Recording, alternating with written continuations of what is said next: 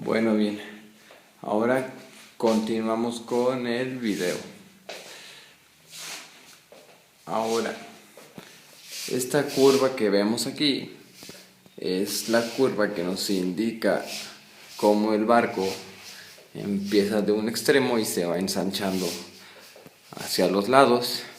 Por lo regular, los cruceros modernos lo que se quiere es maximizar espacio, o sea, que tengan mucho más sacrifica dinámica para poder tener más camarotes con. Entonces, en el Queen Mary 2, como se necesitaba hacer un transatlántico, necesitaba cortar el agua finamente. Entonces, por eso tenemos esta curva hasta acá. Genera que el barco pueda cortar finamente en el agua y que pueda mamar muy bien las tormentas que se encuentra el Queen Mary 2, especialmente oído en invierno en el Atlántico Norte. Ahora, no nada más el diseño es algo importante en este barco, diré. Sí, el diseño, sino la propulsión. Y para la propulsión tenemos 4 pods, que en español son unidades azimutantes de propulsión, y lo que hacen es que funcionan como un motor fuera de borda. Este está fijo y este se puede mover 360 grados, entonces ya no se necesita de timón. Ahora este barco es totalmente eléctrico y de hecho casi todos los barcos de hoy en día son eléctricos, son diesel propulsion, o sea que están alimentados de diésel. Los motores, por lo regular en los barcos y más en un transatlántico, se ponen en el centro, justo debajo de la chimenea, y esto se hace para darle mucha más estabilidad, porque cada motor es más o menos como una locomotora. Entonces hay 4 motores diésel. Wärtsilä creo que es la compañía que se llama, que es una compañía no sé de qué país, Finlandia o Noruega, Suecia, algo así, y están puestos aquí hasta abajo, en la parte de abajo del barco. Ahora, esos 4 motores solo lo pueden impulsar, según he leído, a 24,42 nudos, o sea, como 46 km por hora, pero el Queen Mary 2 tiene que ser mucho más rápido. Entonces los transatlánticos por lo regular tenían una velocidad de 30 nudos, entonces este barco mínimo tenía que lograr 29,63 nudos, 29,50 nudos, que son como 56,3 kilómetros por hora. Se oye lento, pero si viajas en tu auto a 56 kilómetros por hora y te das más o menos una idea de la velocidad. Ahora imagínate una estructura del tamaño del Empire State viajando a esa velocidad. Entonces es increíble realmente. Eso se logra con esas unidades azimutantes de propulsión que ya les había mencionado. Y antiguamente en los barcos antiguos, este es el Normandie, y lo que vamos a ver aquí, bueno, no veamos el Normandie, veamos el Queen Mary.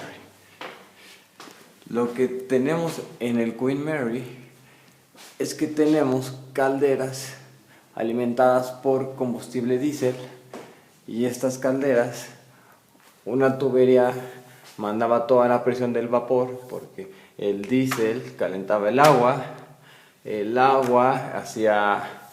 se servía, producía vapor, ese vapor se comprimía y toda esa presión del vapor viajaba por tuberías que alimentaban los motores, que transformaban toda esa presión por medio de rotores. Bueno, no soy experto en el tema de los motores, pero sí tengo una leve idea.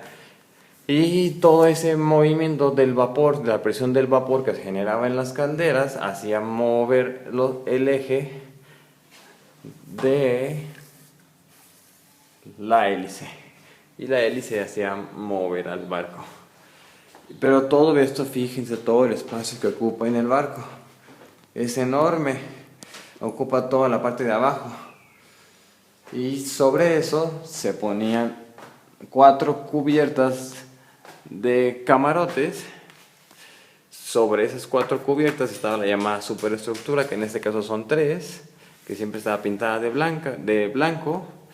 Y sobre de eso estaban los espacios públicos principales. Las galerías, el salón de fumadores, el salón de primera clase, diferentes espacios, las tiendas y todo esto. Ahora todo ese espacio que ya les mencioné, pues, por cierto, este es el Normandy, literalmente es una leyenda en los buques marítimos. Así es considerado por muchos el mejor de los transatlánticos. Y aquí podemos ver por qué. Tenía espacios públicos enormes, inmensos.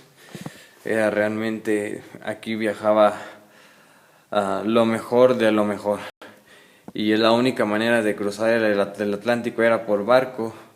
Entonces, la gente rica que tenía que viajar de Europa a Estados Unidos, pues no podía hacerlo en avión, tenía que hacerlo en barco, y esto daba en el mayor lujo. Y este realmente fue el Atlántico más, dicen que el mejor construido. Y era un rival del Queen Mary, que incluso este es antes, pero este lo diseñó un ruso que se llama Vladimir no sé qué, y una de sus características principales fue el diseño de su proa. Su proa, como podemos ver, es un poco más moderna, tan recta como la del Queen Mary. Este el rompeolas que les digo que esta característica ahora se puede entrar en el Queen Mary 2. Aquí está la superestructura, que era redonda, aquí está el puente. Y pues bueno, este era un barco muy hermoso, pero tuvo un final muy triste. Durante la Segunda Guerra Mundial, cuando los alemanes tomaron Francia, el barco se quedó en Nueva York, y luego lo iban a convertir en un barco de tropas para transportar tropas de Estados Unidos a Europa, o llevar tropas básicamente a la zona de guerra en Europa. Y mientras lo estaban transformando, hubo un gran incendio y se perdió. Y finalmente el gran orgullo de Francia, como un París en alta mar. Pero bueno, esta es la segunda parte, y ahora seguiremos con el video.